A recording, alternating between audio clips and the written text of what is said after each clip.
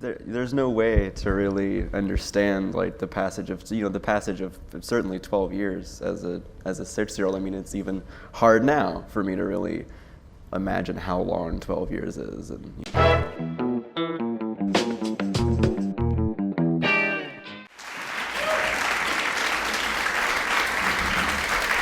All right. So thanks for being here. Yeah, I mean, it clearly, even without the movie, people are interested in hearing a conversation. So hopefully we can fill in the gap a little bit.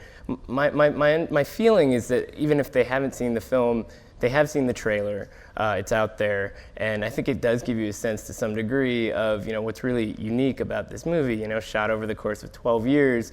And as somebody who's seen it, Ellar, it's a little creepy, honestly, for me to be looking at you here because the fully mature Ellar. It's almost like science fiction in a way. And so I wonder, when you were a precocious 7-year-old, if you had, any idea what you were getting into.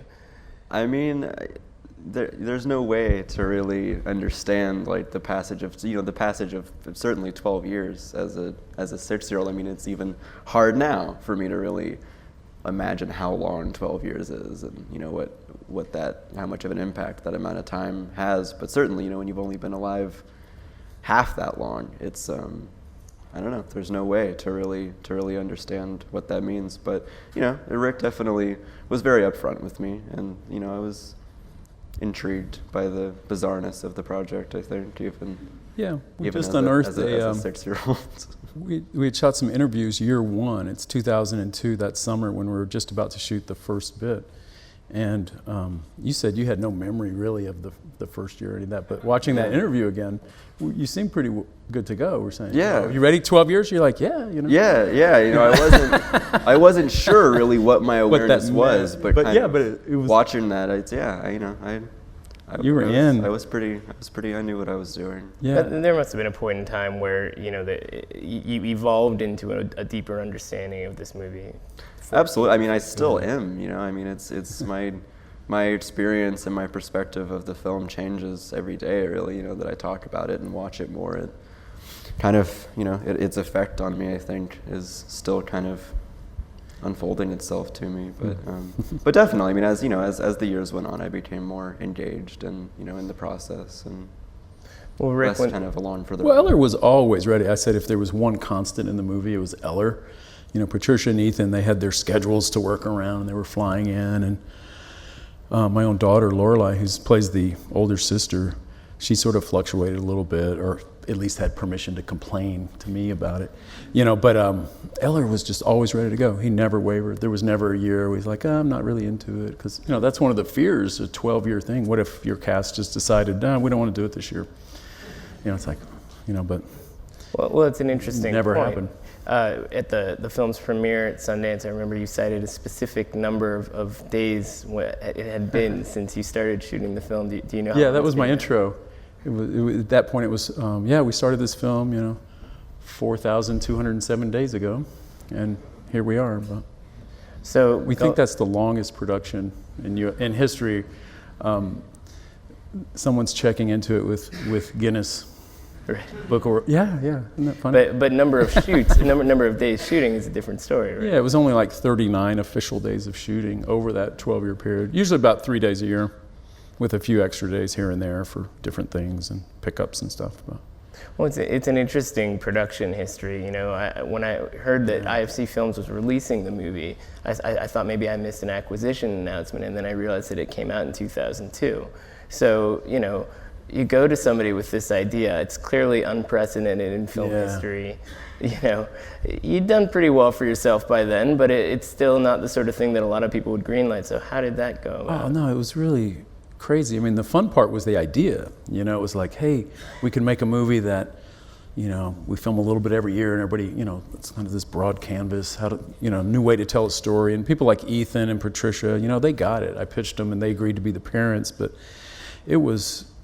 it had that kind of momentum, but then talking about, okay, how to finance such a thing. And I talked to a few producers that I had already worked with, and they were just like, what are you talking about? Like, that's, what, not, I don't know. They just glazy eyes. They like, we're not a bank with the interest. They just couldn't figure it out financially. So it just seems risky too, But Jonathan Searing, IFC, at that point, hiding in the audience. He's here somewhere, Jonathan. But he deserves like mad credit because he took the leap. Said, well, it sounds good. And I think IFC, they're bigger than just, they're a big company. They have a lot of films. They have a library. I mean, they think long term. So, a lot of film people really don't. They think that film, and corporate America isn't really geared to think long term. So Jonathan said every year he had to kind of jump through hoops. And, what the hell is this $200,000 a year we're spending, and we're not going to get it back for another decade or whatever. But he had to explain it and just say, well, I think it'll be worth more at the end than we're spending on it now. It's like, okay, well. So you have this crazy ambitious concept. You have no idea if you're going to reach the finish line. To go back to Ellar for a second, the first shot of the movie is also the image on the poster and on the poster cards that people may have seen around. You're 7 years old. Take us back to where you were, as much as you can remember. I mean, what did it feel like to get involved with something that, clearly had a lot of moving pieces behind the scenes? I don't know. I mean, it's a very dense, process to kind of jump into it as a child. You're kind of along for the ride in most things. You're kind of just observing almost, and to become involved in something where you're kind of a part of it is, I don't know, it's incredible. And it's certainly the idea of it, we were kind of talking about the idea of it actually coming out was just kind of, I don't know, it was such a distant kind of even to be finished was it's so like, we're far never away. going to finish this movie, we're just making it. And so I don't know.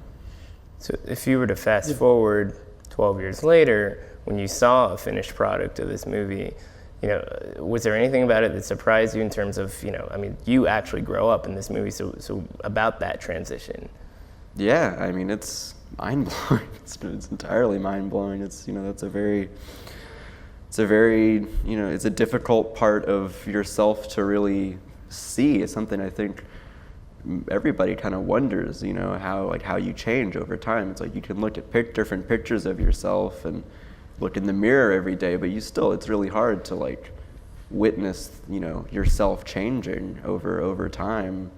I mean, even, from day to day, but much less, over a period of years. And so to kind of see all of these different versions of myself just cataloged all together is, I don't know, it's incredible, very surreal. I gave Ellar a DVD and just said, hey, watch this alone a few times, just don't build your own relationship with this thing, because I just knew that would be, it's a really rare position that he and I'd say Lorelei find themselves, have kind of grown. It's a fictional character. It's not them, yet it's them. Physically, it's them. And by the end of the film, it is sort of them. The film was was designed to kind of go where Ellar went. So by the end, we're talking about how he felt at the beginning. I think the film sort of mirrors the way he was just saying, you just kind of go where they tell you. That when you're a little kid, that's all you really can do. And it was sort of like that at the film. It's like, okay, Ellar, we're doing this scene. It was kind of like, you're working with a kid. But over time, he gained, he became more and more of a collaborator all the way. Just the way you do as a kid. You're a teenager, pretty soon it's your taste and your own interests are prevailing in your life. You're kind of finding out who you are and asserting that. And the film sort of mirrors that maturation process. I hope so, and that's probably what it felt like for you, from like, okay, here's the scene, do this, and make it work a little bit, to what's going on in your life, Have you done this yet? Was there a point in time where you were like, I better check out this guy's other movies? Not when you were 7, but... I don't know. I mean, my parents kind of took it on themselves to educate me to a certain extent. I mean, I think I saw Waking Life pretty early on. Yeah, I remember you were little. We were talking That's about an interesting one to start with.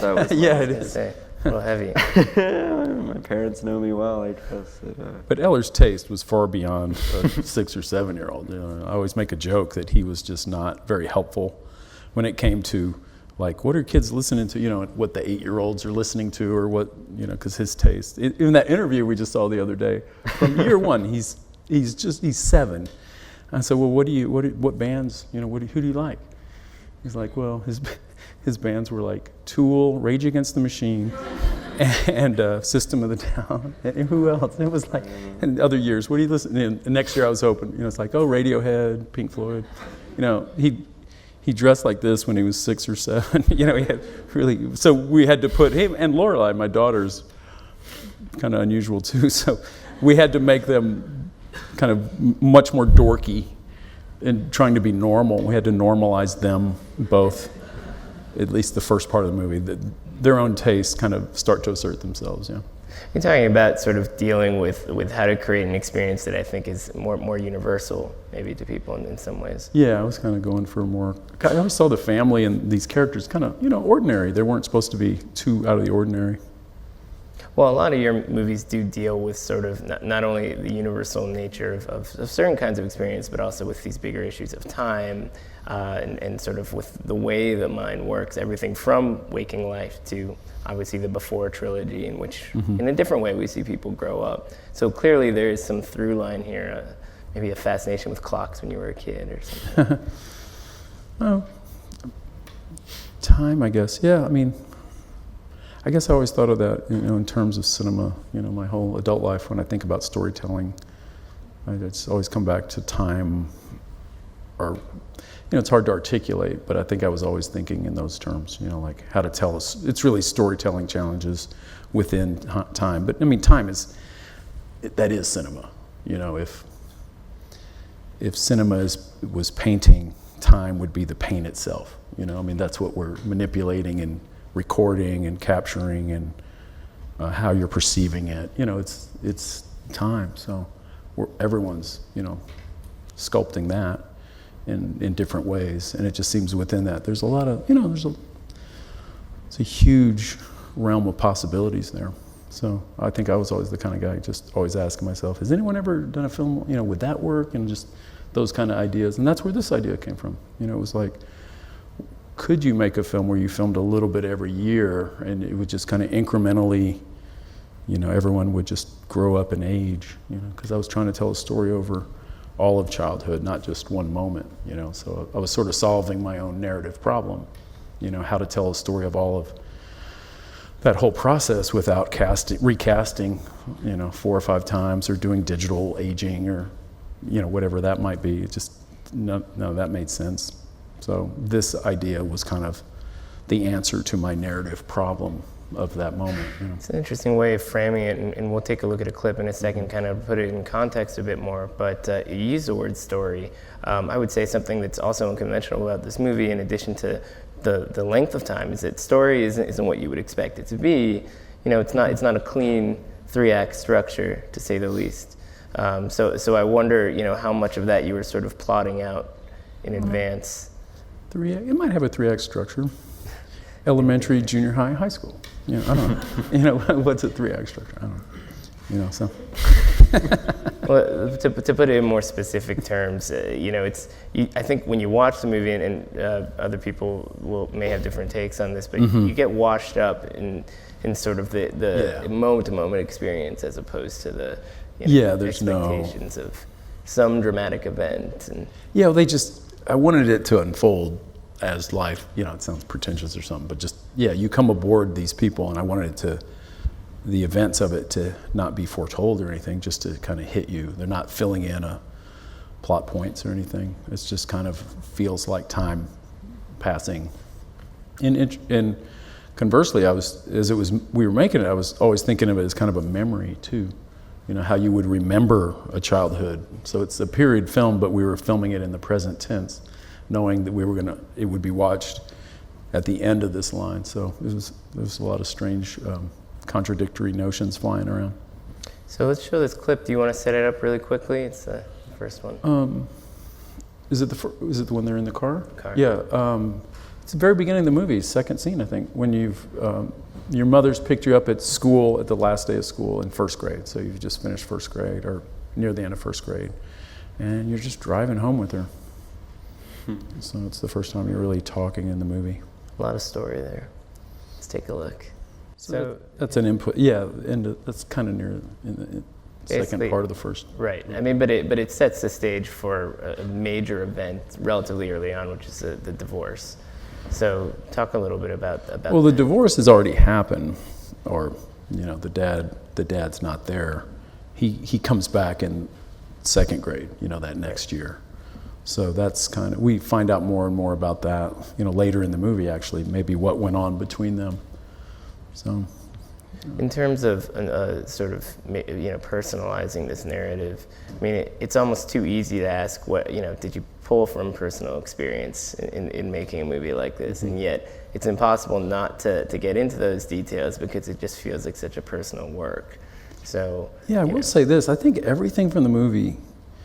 I don't think there's probably anything in the movie that didn't. If it was the clip I thought we were going to show, we'll get to it. Yeah, there's a moment where he's destroyed a pencil sharpener. It's one of those talks she had with a teacher, and she's kind of gently telling him, here's the problem, she said you destroyed a pencil. And she finds out he was just trying to sharpen rocks. If it could sharpen pencils, he thought it could sharpen rocks, and it kind of ruined it. But that was something Patricia told me, a friend of hers, that had happened to. And I like that. It's like, yeah, that's how kids, how you try to make sense of the world. If that works there, then I'll try this. And just the way we fill in, the way the human mind, we fill in things we don't know we make these kind of crazy logic pattern jumps that, it's where so much, comes from. But to see a young mind. So that's in the movie, but that's an idea that came from, a workshop rehearsal process. So much of the movie is kind of tethered to something that happened to either all of us or, something we've heard. It's all that. So I'd say it's very personal, but not point by point autobiographical necessarily. But yeah, pretty close to home. But I like that it was a collaboration. It was myself, Patricia, and Ethan. Collaborating with our parents in a way. And our own selves as kids, and then ourselves as parents. So the movie's an angle on parenting and growing up, I think, at the same time. But that's pretty all-encompassing. So, I could kind of, the last year the character's going off to college, and I was working on that scene, and we had this year to gestate. So that year I was asking friends, like, what happened when you went off to college? Did you have what went on there? Because I knew what happened in my life.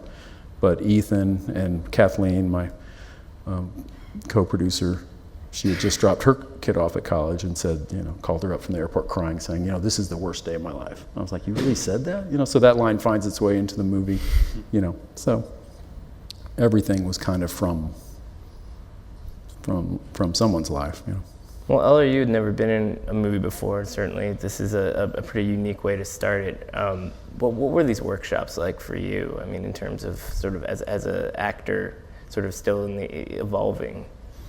I mean, when I was young, it was more, I think, kind of an act of Rick pulling information, out of me and trying to gauge, where I was and, kind of use my my state of mind and my experience. A lot of it putting it in your own words, or here's what we're trying to say it. Yeah, I mean, a lot of it is just kind of, just using my own words to kind of, work through these scenes. But, as I got older, it's all very much an amalgamation of all of our kind of experiences and relationships with different people in our lives. And I mean, it's an incredible process to be a part of.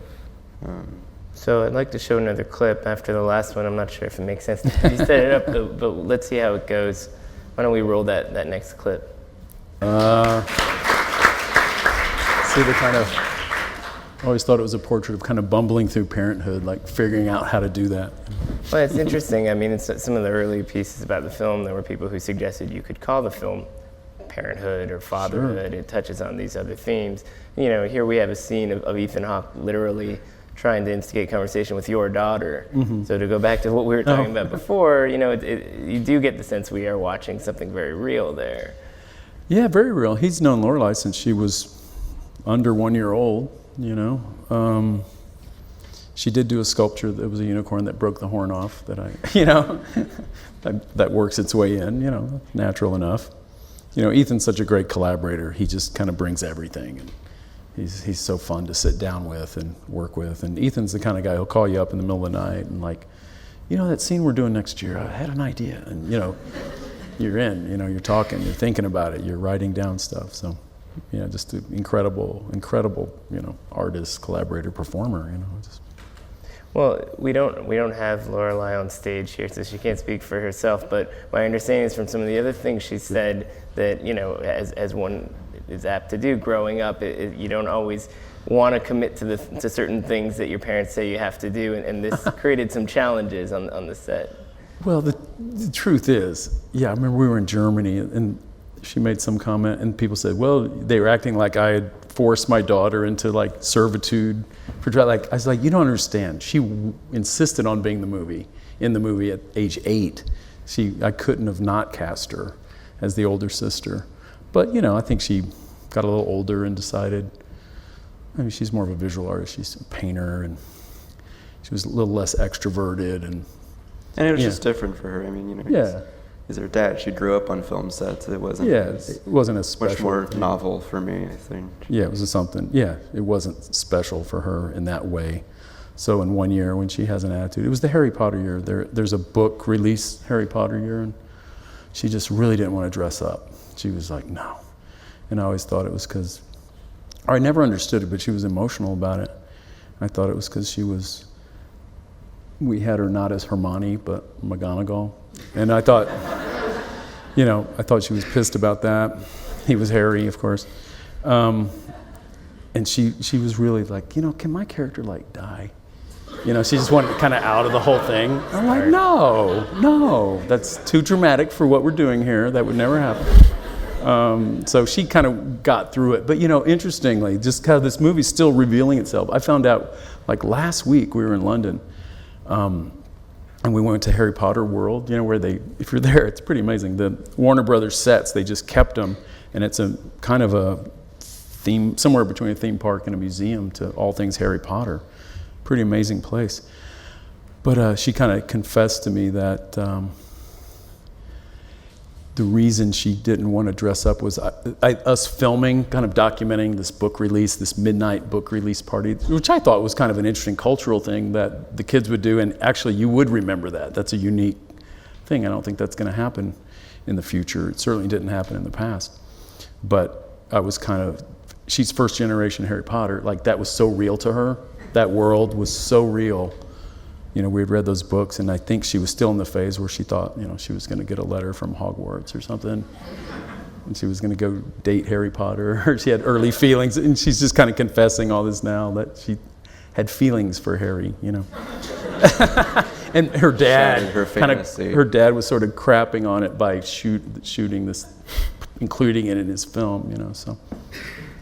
So Ellar, what was your relationship to these other actors? On the one hand, you have Ethan Hawke and Patricia Arquette, experienced, Lorelei, who's sort of mixed in with the rest of Rick's life, and everything else is just new to you. So, how did your chemistry with them sort of develop with time? The same way that kind of did with the whole set, and everyone on, it just. When I was young, it was very much kind of, I think, them setting a place for me to be comfortable more than anything, and just so I'm, not feeling forced or pressured too much, but, but it was also very intimate, I think a lot of effort was put into, especially with Patricia and Lorelei and I, to kind of, establishing a very comfortable relationship and just, so it somewhat resembled a, mother and her children, but they're also, Patricia and Ethan are incredibly genuine people. So it was hard to kind of feel like you're working together. It was very, very friendly and very familial.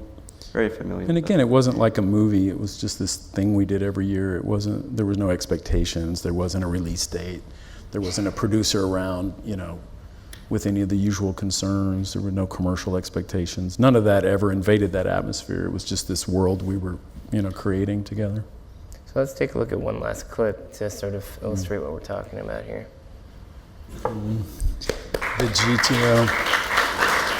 The GTO gives way to the minivan, inevitably.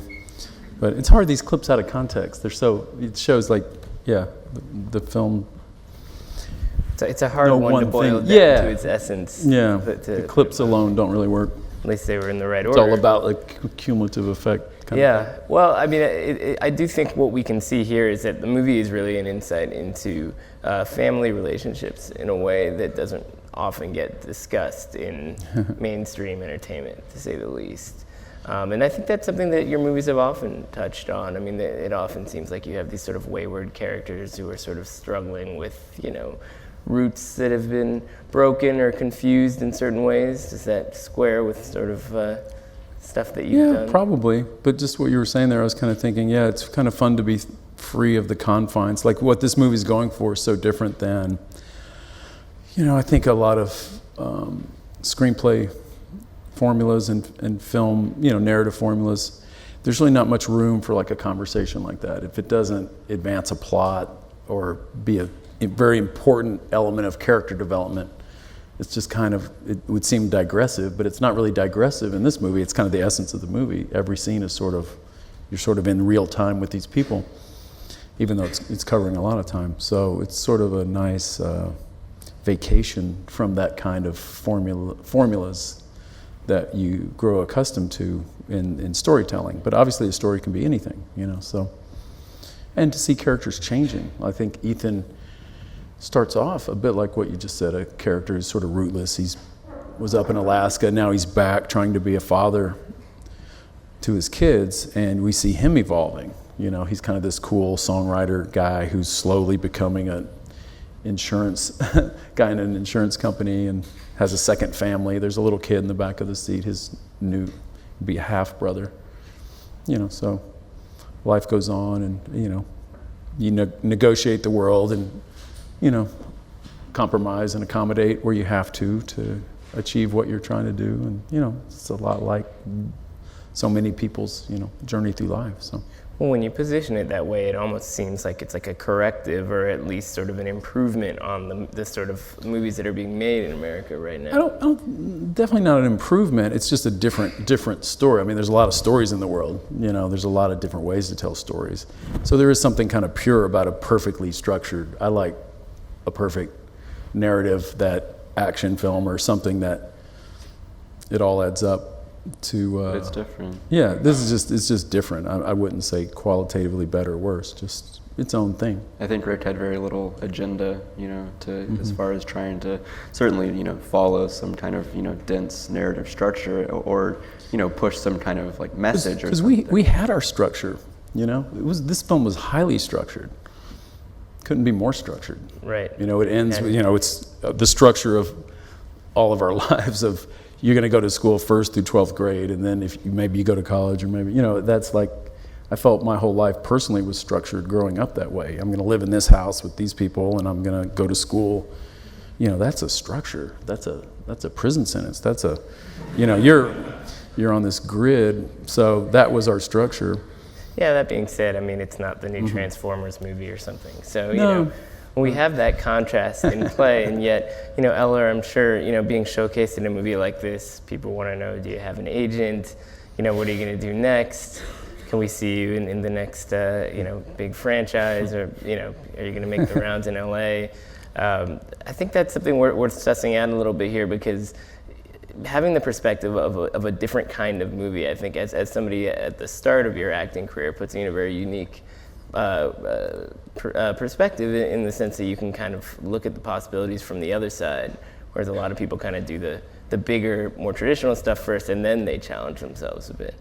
Yeah, definitely. I mean, I think it's set the pace.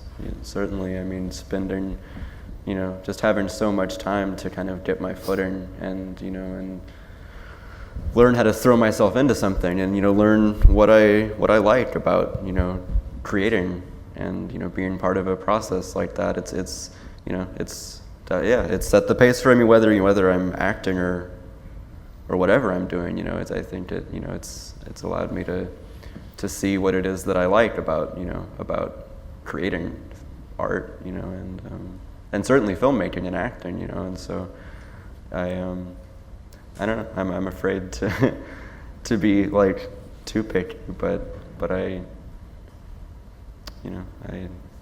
like to work on projects like this. Yeah. I don't know how possible that is, but. Well, Rick, how does that contrast with the experience you went through? Because I mean, by the time you made Slacker, it seemed like you'd started the Austin Film Society. You had a very particular sensibility. You got an opportunity to work at a studio, Dazed and Confused. It's a smaller kind of project. Could you kind of give us a sense for what that was like, and do you think you could still do that sort of thing? Dazed was smaller? Well, a smaller studio project. Oh, yeah. Yeah, but it felt huge because it was a studio film. Even though it's a $6 million film, that was a huge leap going from, working with my friends on a 23,000 to getting notes from executives on a, so that's a big leap. But, yeah, it's still a very personal, intimate film. So, every story just has its own scope, I mean, we were able to do this because we were as low budget as we could be, I think. And that goes for most films these days. Most indie films or personal films.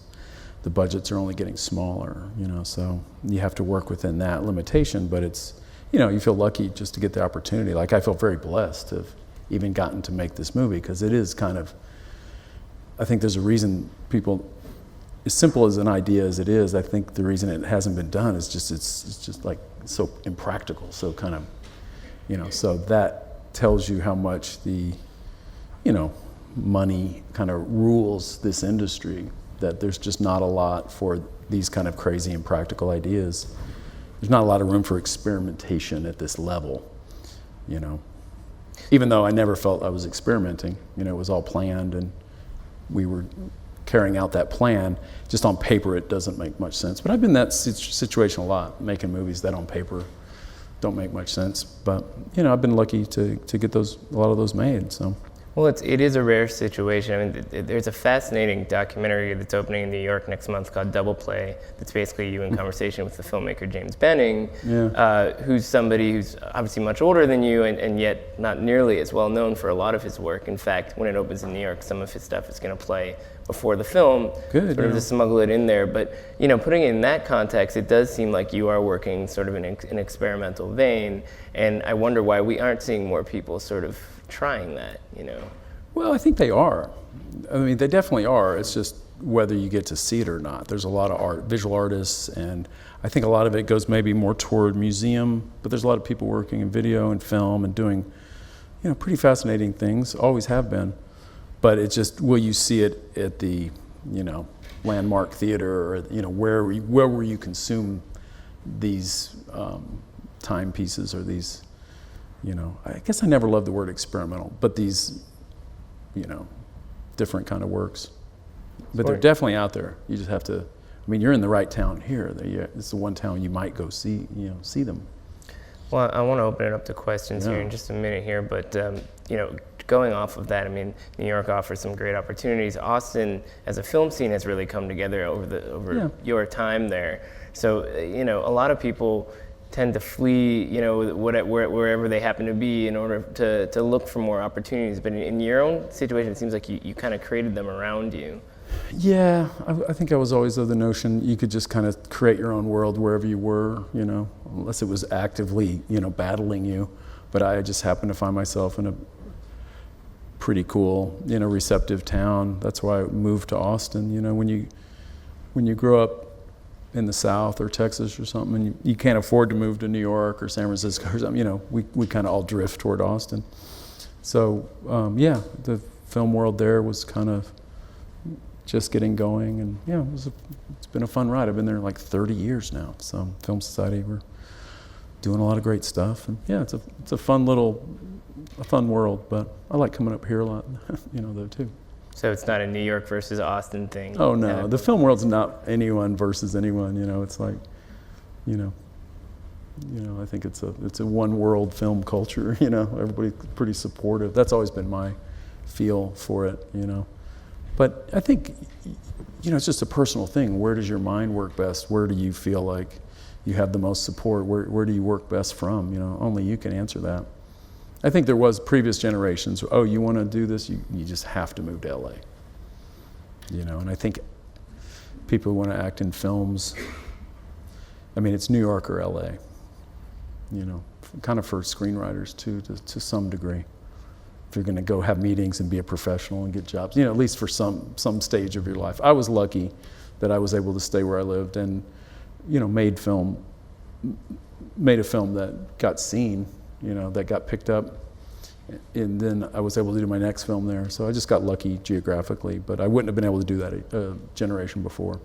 No way. So New York or LA, what's it going to be for you? I'm sure there's a lot of great questions in the audience. Ellar's pretty solid, and you're a Texas guy. The film ends in extreme West Texas. We have a big, very under-attended national park called Big Bend. Quite beautiful. It's the end of the movie. Although we had to shoot in the state park that day because Ted Cruz had shut down the government and the national park locations had closed for us. So we were scrambling to shoot in the state park. But it's the same region, and Ellar spends a lot of time out there. Yeah. Don't you? You're kind of... Yeah, it's incredible. Ellar's a bit of a vagabond already. You got to make sure Ted Cruz sees the movie then. Yeah, we'll invite him to... Yeah. I knew we'd get political somehow. All right, let's open it up to questions. Just stick your hand in the air right there. Do we have a microphone of some sort? Yes. Let's give it a moment here so we can all hear you. Hi. This question is related not only to Boyhood, but some of the other movies that you've done, Rick. I was just wondering if there's any common message that you're trying to communicate about the human experience in your movies. Certainly no one. That's such a big question, I don't know. Depends on the film, I really approach cinema as a storytelling medium. Every movie you're doing, I don't think of a message. I think of telling a specific story in a specific way, and then whatever that leads you to and takes you through, that's great. But it's very much narrative for me, even though it might not look like it on the surface. I spend most of my life thinking of how to tell stories. I have all these stories in mind, but that's just the fun part. The harder part is just how to tell it, how to crack the narrative, or what that story requires. What's the best way to tell it? And sometimes that's very straightforward. I like that too, a really cleanly told, straightforward story. That's an art form into itself, that's hard to do. So, it depends.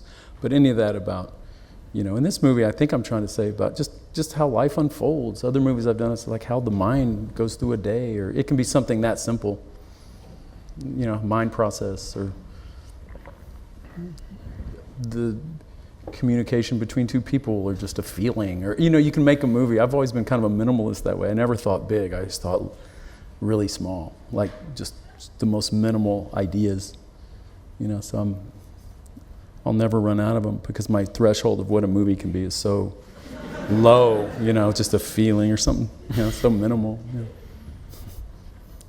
Let's go to the young woman here in the middle. Yeah, you. This may be common film lore already, but I was just wondering if when you started this in 2002, you said, did you know already that you were going to make Before Sunset? And because it seems like that trilogy gets at the same kind of time lapse thing from a reverse engineered angle. It seems accidental, but I don't know. Maybe it wasn't accidental at all. This seems very considered and deliberate. So. Can you talk about that? That's really a good question because the answer is no. This film probably affects Before Sunset and Before Midnight more than the other way. At this point, when we're thinking about this and just getting going in 01, early 02, we shot Before Sunset in 03. But I think just the fact Ethan and I had committed to this very definite 12-year life project, I think it kind of gave us some courage to jump back in. We had already talked a little bit about revisiting Jesse and Celine, but I think this in a way affected that. And they're very different. Those are just little moments in time, but spread over 18 years. This is kind of, I guess, more specific, the incremental 1 year nature of this. We're filming a little bit every year, but it's a similar longitudinal approach to a bigger story, I guess. But that one is much less planned. That has no long-term plan. That's film by film. We never know we're going to make another. Where this was the 12-year commitment. So it's different, but it's funny. They're kind of both, that trilogy ends and this one ends, within a year of each other or so. But it just happened that way. So, but they're definitely these kind of lifetime projects. But yeah, who knows the future? We get asked all the time now, are you going to continue this? Like Manhood or, whatever. We're like, we haven't even processed this one being over, much less thought about that. But well, it's interesting. It's almost like a prequel to Slackers. So yeah, we're in that zone. Yeah. Personally, this one kind of crosses through, my film Dazed and Confused in a way. And, if you keep going, it would hit some other moments in time. But it is one world. It can be a lot of different things at different ages, In the back there. All right. First, I've been researching your movie for 12 years, so thank you for finishing it. I really appreciate it. Did you hear about it? Well. Year one? Yeah, we were trying to keep it maybe quiet, not year one per se, excuse me, but. Somebody's agent talked to someone at a trade, and I was trying to keep it quiet, like the whole way. In the first fucking year, someone writes a little story in Variety or Hollywood Reporter about what we're doing. I was like, oh. No, we heard about it. But you say the movie ends in West Texas, correct? Yeah. So clearly there was an end point, there was an end scene. Was that from year one? Did you know it would end in that area? I mean, I know you kind of toy around with the idea of storytelling and you let it happen naturally, but as a filmmaker and as a writer, there's obviously a desire to tell a tale. And regardless of how natural it is, was there an end game for you? Yeah. Was there something that you wanted to say, even if it was something hard to explain, but did you have a feeling that you wanted to get at from day one? Sure. I think I knew the very last shot of the movie probably I think it was the second or third year. I knew it ended, I always knew it ended with him leaving his domestic, his family and going to college. And I knew it wouldn't be much, it wasn't going to be about college. It would be maybe a little bit of that. And so about the second or third year, I think I had this idea, and it sort of mirrors the first shot of the movie where he's alone, kind of laying in the grass, staring at the clouds. I kind of had a bookend in mind, but he would be there with someone he just met, at that first day of college. They would be out doing something. So, and then somewhere a little later in the process, refined it. I thought, oh, well, he'll go out west, kind of like a Western hero. He drives out of town and he's, far away. And I thought, oh, he'll meet this girl, and that would be the last shot of the movie. So that was pretty set early on. But the exact dialogue, I kind of knew the feeling I wanted, but I didn't have the exact dialogue. And there was no pressure to have it, to have that year to think about it, or in this case, maybe 5 or 6 years. Why write it now? Let's see how it all goes and feels, and see what Ellar thinks, and who, what young lady we cast. And so we really worked on the dialogue. When you see the movie, that last scene, we worked it up on the bus ride out there. It was a long bus ride, 8 hours or something. But yeah, we kind of fine-tuned. It's kind of like, well, I've done that a lot. You get to the end of the movie, it's like, well, here we are. If you're lucky to shoot chronologically. And I did this, I remember the first, before sunrise, the last thing we shot was them saying goodbye at the train station. And based on everything that came before, we were up the night before just trying to tune it right. Because you can have your ideas in the script phase and all your conceptions, but the reality is what you've been filming, and the dynamic is by definition, different. It's going to be its own thing.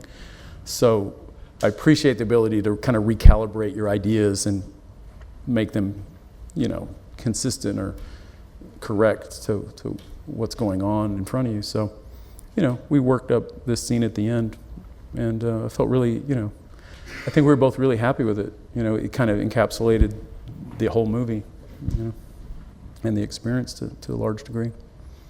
Hey, let's stay back there. There's a question on the aisle. Oh.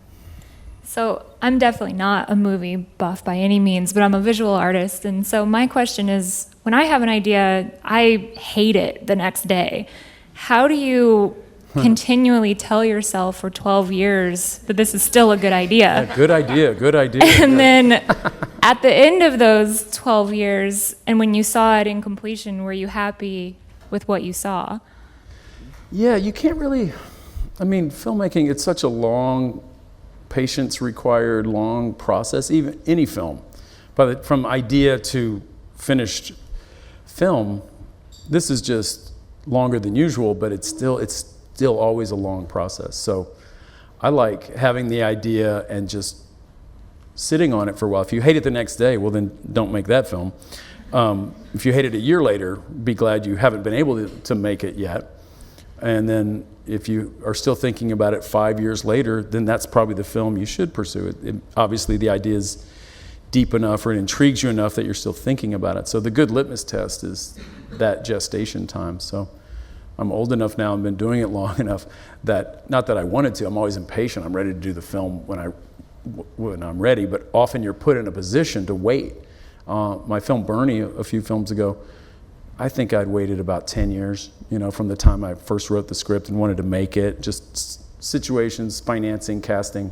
It took that long, but I was kind of thankful. In a way, it made it a better movie, I guess. I'd had that much time to kind of think about the tone of it. So it's the films that don't go away in your head. This one, before we started shooting, I guess I'd been thinking about it 2 or 3 years, just the notion of making a film about childhood. And that had passed my own litmus test of worthiness, to make a film about. Because, it was about parenthood, childhood, and life in general. I knew that was a pretty deep well. I would never run out of things to be exploring in those areas. It was everything about life itself. So that was a fascinating enough arena to be trying to tell a story within that I knew I could do that forever. So yeah, I never think in terms of like or dislike. It's just like what's intriguing you or what seems worthwhile. But you got to be your own best friend too, You got to give yourself a break, so. At the end, I never think like, oh, this is great, or this. You're kind of relieved, but happy you've, stuck it out too. Good. On the aisle here, there was a question.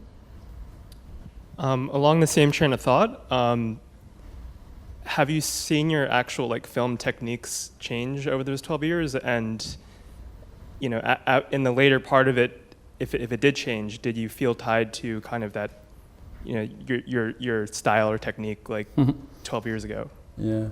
No, I guess that's a logical question, to kind of sit here and admit I haven't evolved at all in 12 years, but that's kind of what this film required. It didn't, if I was going to evolve, maybe I did, and maybe I didn't in the other films I made in this time period. But on this one, I think that's the director's job, to be tonally, consistent in your storytelling or effective, whatever you're going for. But this was set kind of at the beginning, the whole tone of it, and that's what I wanted the experience to be, one movie. I didn't want it to be changing. I didn't want you to feel like something was changing. We shot on 35, and I wanted a very consistent feel, tone, look. So the only thing changing is what you're observing, in that they're all, they're changing, but the film's not. I mean, that was just the initial idea behind it. So, there's another way to do it and have it change, but that would just be a stylistic choice. But this choice was no, but that wasn't a hard thing to do. It was just what this story required, and that's your job to actualize that story the way you've intended it. So plenty of room for evolution in other areas, I think. So we have time for one more. We'll go with this. Yeah, I was just seeing clips in the trailer. It seems to sort of echo Tree of Life in a certain sense, about a childhood and boyhood in Central Texas. And I was wondering if, during the course of making it, if you and Terrence Malick if there was ever sort of give and take on sort of the subject, or a different point of comparison than It's Up or something. Yeah, that's true. I prefer the Tree of Life thing. Yeah, that's good. Well, that goes spans of, I guess, a few tens of millions of years difference, if you want to get technical in Tree of Life, at least 65 million years. But yeah, no, Terry's a friend. I visited the set of Tree of Life and hung out. But that, that's a good example of those kids are that age. You know, all the memories of that wonderful 50s Texas childhood. You know, that's one part of the story, and then he has to jump to the future and that. But I mean, I love that movie, if that's what you're asking. But Terry and I don't sit around and, you know, trade notes or anything. So I think we could squeeze in one more question with the gentleman with the goatee, because it seemed like he had a good one. One of my favorite scenes from the movie was the barbershop scene, and I was just wondering, how did you pitch that to a young boy to get his haircut? And Ellar, how did you respond to that kind of thing? Were there other scenes in the movie that you were kind of hesitant to do as well? I'll give the context there, and then you can give your answer. So he's talking about it. There's a scene in the movie, because I haven't seen it, where he has a stepfather for a while who just decides, you know, it's time to go get haircuts, and your hair's pretty long. It's just, the scene is practically like witnessing an assault. You know, he's sitting there in the barber's chair getting his hair cut off, and that was the plan all year. Was like, okay, Ellar, you can't cut your hair. You know, we're shooting in, you know, whatever date. You know, don't. Ellar was always great. He always called up like, hey, I'm thinking about getting an earring. Do you think my character would do that? And, you know, we were always in touch about, you know, how things might affect the movie. And then once the movie's over, he goes crazy, you know, nose ring, whatever, it doesn't matter. But so yeah, there's this scene where he's yeah, it's pretty traumatic, you know, it feels like one of those kind of scenes. But in reality, I was pretty ready to get my hair cut, actually. you were very happy. I mean, that was one of hair. the only times that they ever like actually asked something specific of me or of my appearance. You know, they were very, you know, Rick was very kind to not like try and shape me in any way, which would be kind of cruel to a child. But they did ask me to grow my hair out for a few months. And yeah, whatever. So I was very ready to have it shaved at that summer, point. it was kind of hot, so you want short Yeah, hair. I was all sweaty.